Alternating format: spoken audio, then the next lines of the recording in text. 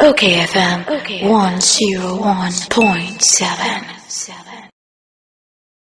Mami call line 2 nyan ko hwese bi sabekana. Doc. Yes. Once again, I bid you a hearty welcome to the program. Thank you. Good morning to your cherries listeners. Yeah. The new crusading guide has this caption: APC's Hassan Ayariga fights Mahama NDC for plagiarizing his 24-hour economy policy. When did you put it in your manifesto that when you are voted into power, you would practice this 24-hour economic policy? In 2012, when I was the presidential candidate of the PNC, if you listen to the debates we had, I spoke about Ghana having a 24-hour economy where we make good use of our time and become a production hub, manufacturing hub, and an industrial nation. When I became the APC candidate in 2016, it was in the manifesto, and 2020, it was also in the manifesto. So all along, we have been talking about 24-hour economy. We've been talking about nationwide job centers. We've been talking about a national data system. We've been talking about a national data plan. We've been talking about price guarantee system and control system because of what is happening in the market. They are all there in the manifesto. Industrialization. I can go on and on and on. But sadly, the media don't actually pay attention to minority parties' manifestos apart from that of NDC and MPP. And that is how come it has overloaded all of you, and you are even wondering how come the APC has it and never said anything. We've been talking about it. But your attention is not on policies of minority parties. Your attention is on what you want. That's NDC and MPP. And so when President Mahama started talking about 24-hour, and then the whole country is talking about 24-hour, let me be very honest with you. 24-hour is the least of our manifesto promises. Okay. It's the least, because you cannot operate a 24-hour economy without putting proper structures in place. So if you look at our manifesto, we started with certain policies before we came to the 24-hour economy. We talk about a production hub, Ghana becoming a production hub, a manufacturing and industrial hub. This is the basis of a 24-hour economy. After which the 24-hour economic policy will be implemented. Yes, so if you look at my manifesto, it even says 24-hour production. You understand? Of what? For businesses, workers, and companies. Because you see, a 24-hour economy is basically on production, manufacturing, and construction and industrialization. It's not every company that will run 24-hour in Ghana. You have to concentrate on the structures. What structures are you putting in place to achieve a 24-hour economy? One, the cycle of a 24-hour economy is to allow the workforce of Ghana, that means the Ghanaian workforce, divided into 3 shift systems, where some workers will start from 6 a.m. and close 2 p.m. The next one will start from 2 p.m. and close 10 p.m. And the last section will start from 10 p.m. and close 6 a.m. So you see, it's a cycle. It's a 24-hour cycle. Someone will argue that the 24-hour economic policy in production is subject to demand and supply. So where there are no demand or excess demand for a product or services, how then do you practice this 24-hour policy? A country like Ghana is in huge demand of everything. The reason why we import almost everything in this country. So if the person doesn't understand the purpose of a production hub, they should tell me how come we spend $1.2 billion importing rice. How come we spend $700 million importing oil? When we can produce oil, we can farm rice, we spend over $700 million importing fish and frozen chicken. We spent $650 million importing tissues, diapers, and tea roll. All these things is the purpose of a 24-hour economy, so that it will be enough. The production hub will produce, and then it goes to the next stage. What is the next stage? A manufacturing hub. And then the last stage of it is an industrial hub. So when you begin to work on these three aspects, these three industries that I'm talking about, you will need to run 24-hour economy to achieve the total demand that you are talking about. Sometimes we don't even have rice in the system. That's why they keep increasing prices of rice all the time. They keep increasing prices of oil all the time. They keep increasing prices of tissue. And the reason why there's so much pressure on the Ghanaian city, the reason why we don't understand where we're coming from, the pressure on the city is as a result of we being a dependent nation. Not just because we don't know how to manage the city. It is because we are too dependent on everything. We practically import everything in this country. So we cannot sleep 16 hours and work 8 hours, and then we become a productive and an independent, sustainable nation. Is that possible? Ghanaians sleep 16 hours and only work 8 hours. A nation that sleeps more than it works will definitely be in economic crisis. And these policies were propounded by you way back in 2012. Yes. Look, I've lived in Germany. I've worked in Germany. I schooled in Germany. All right? And I've worked in various companies and factories that were running 24 hours. I was the MD of Ford German company. If wow. you hear of Ford, ask very well. I was the quality officer of Ford as a very young man. Mm-hmm. And I was running 24 hours with all my workers because we're getting items from Venezuela, we're getting items from South Africa all the time. So the company we will have to be there in order to make to do control of all these parts coming all over the world. Mm-hmm. And don't forget, some countries have different time. Things will come from Germany and the US different time. Others will come from Venezuela. The time will be different from South Africa. So I was running a 24-hour production. And because the systems are all in place. Here we don't have the systems. No, that is why I'm saying that's why I said that the 24-hour economy is on my 30 policies. The other policies is what to make a 24-hour economy productive and achievable. Are you getting what I'm saying? Okay. Yes. So somebody will ask me, how are the workers of Ghana going to be working in a 24-hour economy? Some people say that it's going to the employers are going to be paying more. No, they are not going to be paying more wages. They are rather going to be getting more revenue, because the more you produce, the better money you make. Are you getting what I'm saying? Yeah, I'm with you. Yes, demand is high in Ghana in terms of everything. Tell me which part of Ghana that a commodity is not in demand and it's in satisfaction. No commodity in Ghana is even common water. The water we produce that is free of charge that we can extract it from the ground. It's in low demand. It's in high demand.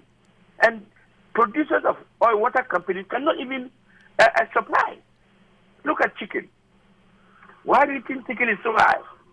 Because they cannot produce enough to feed the nation. So they have to import. Fish. Why do you think we import a lot of fish? When the sea is right in front of here? Because cost of fishing is more expensive than importing fish. Mm-hmm. Are you with me? I'm the listening fishermen, to you. sometimes they go into the sea in the night, but it is not enough. Yeah, sir.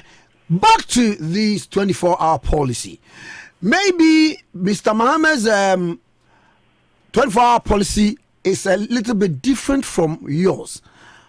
Are you taking the time to look into these two 24-hour policies by Mahama and you? Let me tell you, there is nothing different between Mahama's policy and mine. The only difference is that President Mahama and the MP and the NDC, they are struggling to explain a 24-hour economy. And then former President Vice Mahmoud Bawumia and the MPP are also struggling to understand. Are you with me? This Yes. one is struggling to explain. John Mahama and the NDC, they are struggling to explain. Bawumia and the MPP, they are struggling to understand because both of them don't have the blueprint. So one is telling this one that, 24-hour economy is this. Because he can't explain it better, this one cannot understand it.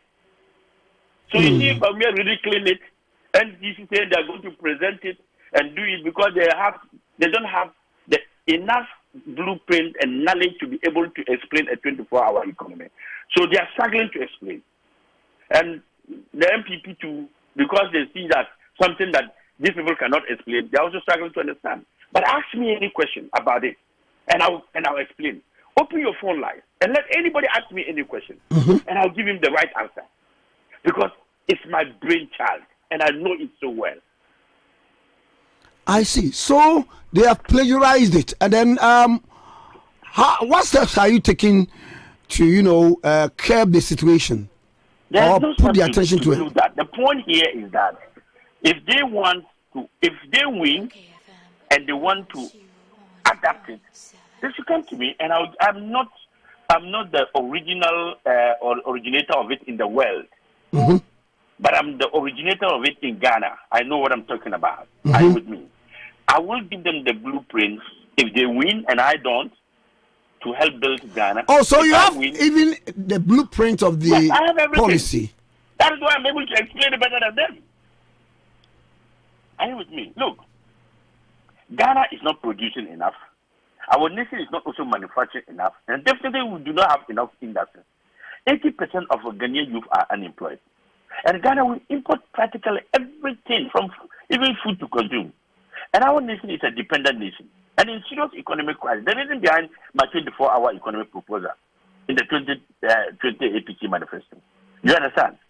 So the problem is that the main aim of the policy is to increase productivity, create jobs, production, manufacturing, construction, services, and industrialization. And as well, we should have a vibrant economy during the day and night.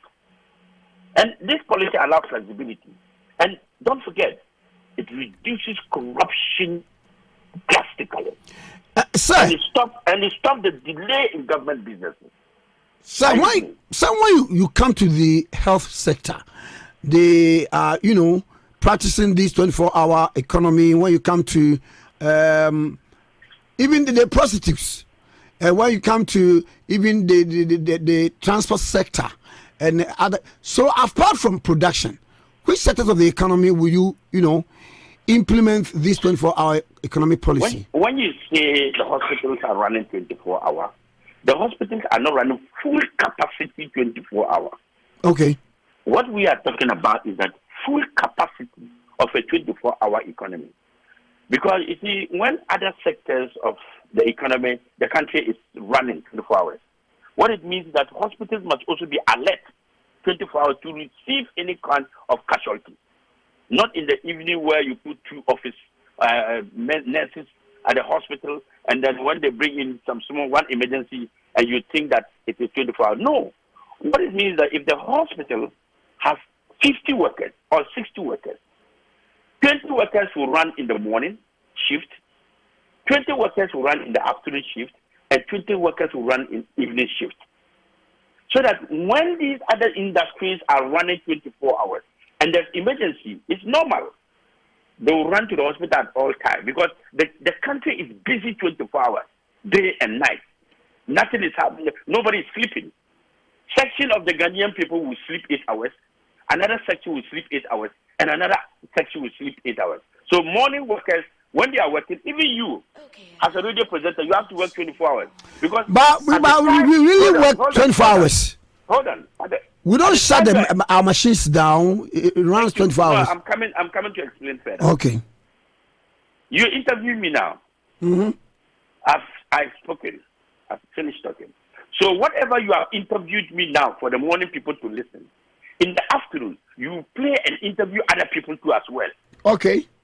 And it's continue in the evening because some section are sleeping when you were interviewing me. They didn't listen to it. Those who are working afternoon and evening shifts, probably they were sleeping at that time. So the period when you interviewed me must also be done in the next shift. The interview will be played. Other people will also be interviewed at that section. It continues to the third shift. So all the time, you are busy as a media man, not a situation where you play just in the night music throughout the night and you say you're running 24 hours. No. You're not going to be playing music 24 in the night and think that that's a 24-hour radio presentation. No. You're also going to be busy because at that time, the category of people who are listening to you are also same. Numbers of people who were sleeping when you were running the show. But you know that we are not nocturnal beings, and then we tend to sleep in the night. Let's say that Ghana has 900 workers. Shift A from 6 a.m. to 2 p.m. 300 workers will be on the field working. Shift B from 2 p.m. to 10 p.m. 300 workers will be working. Shift C, which is the third shift, the last shift, from 10 p.m. to 2 a.m. another 300 working. So you see, we have a balance of 300 workers working all the time. How do you serve them? You also have to work all the time in order to serve them. But why are we doing this? If we begin to run a 24-hour economy and produce enough and become a manufacturing hub, we will need to get certain workers from the neighboring countries because we will not have enough workforce to do the job, or else some people will be running two shifts. You see, when you are abroad, sometimes even your friends, those who live abroad, you call him and say, Charlie, how now? He says, oh, boss, I did my first shift too. I get 2 jobs. I did go second job. Because they do not have enough workforce. So some people must run 2 shifts. Or sometimes somebody also needs to earn more. He wants more money to send home to do things. So he has shift in the morning and he has evening shift. So he sleeps in between just the afternoon, the 8 hours. So he works 16 hours. Wow. He works 16 hours. But in Ghana, we sleep 16 hours and work 8 hours. And we want our country to be as good as European countries. No. Even the 8 hours, what are we doing? Go to some of the workshops, the companies, and see how they work. Some of them are playing cards. Some of them are doing betting, lotto, betting, gamblers.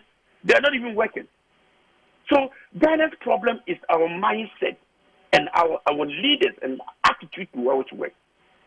I tell you, people go to work and instead of working, they are doing their own thing because no monitoring, no evaluation, and no accountability. People do whatever they do and get away with it. You cannot run a country that does not have discipline.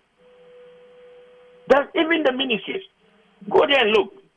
By 8 o'clock, when workers are supposed to be in their offices sitting down, you get to the ministries at even 10 o'clock, some of them are not there. When they come 11, they'll come and sit down and do to 1 hour, open their computer, play solicitor and cards and all that, and get up and go. No productivity, nothing is working. And then they get away with it. No, would you have it still in your manifesto term 2024? It's going to be there. You see, it's not all the things that are in the 2020 manifesto that we are going to take up. Those that we see that probably government has been able to implement. Look, I was the first person who got a special prosecutor. When I brought the special prosecutor, the MPP implemented it. But it is not a special prosecutor that I put in my manifesto. I said independent special prosecutor. But when the MPP was implementing the special prosecutor thing, they brought in a special prosecutor who works under the office of the Attorney General. It is not supposed to be that way. You cannot work under a particular office and be able to prosecute. Are you listening to me? Yeah, I'm with you. A special prosecutor must be independent, has autonomous, has his own authority, that he can even investigate judges and lawyers and even government officials. But now, the special prosecutor we have is harmless. It's because he gets his directives and orders from the office of the Attorney General. So if the office says, don't do this, He has no authority. Go and do this. He has authority. So why do you work under the office of the Attorney General if you want to be a special prosecutor? Then the office could have been doing that. They can do that without even you. Are you getting what I'm saying? So in implementing policy, sometimes when you take a policy from somebody and you don't understand the policy, quietly invite the person and say, look, Ayariga, we've seen that you also wrote a special prosecutor in your, in your manifesto. What is your policy of a special prosecutor? It's free of charge because I love this country more than I love any other person. So I will give you the policy free of charge and not even tell the world that is my policy. After all, what I want is it to be implemented, not necessarily implemented by me. Are you with me? Yeah. Yeah. So if the NDC wins, in an unlikelihood John Mahama becomes president again, and he comes to me and say, my brother, your 24-hour economy, or even now, he comes to me and say, your 24-hour economy, I've seen that you have it, we have it. What is the way forward? Can we jaw to put it properly so that it will help our country? Manifestos are policies of political parties. So every party has a different manifesto and the way he thinks he or she wants to manage our country. Are you with me? But if we put all these ideas together as a country, and that is why the APC, we believe in one thing. APC believes in an all-inclusive governance concept, which means that when I become president, I will tap talent, knowledge, skills from everyone. I don't care whether you voted for Hassan Ayariga or you even voted against me. Once you have the requisite talent, knowledge, skills, experience, I will hire you to build the country I want us to build. Because you are part of this country. I will not be employing only APC members. No, I employ everybody who has the requisite talent, skills, and knowledge to run our country. Those are the people I've been looking for. Oh, okay. So that we have a better economy for everyone to benefit. Okay. Sir, we appreciate your time spent with us, sir. Thank you too, and have a good day. Bye-bye. Bye-bye. Dr. Hassan Ayariga, and you know, African Common, okay, 101.7 now, okayfm 101.7.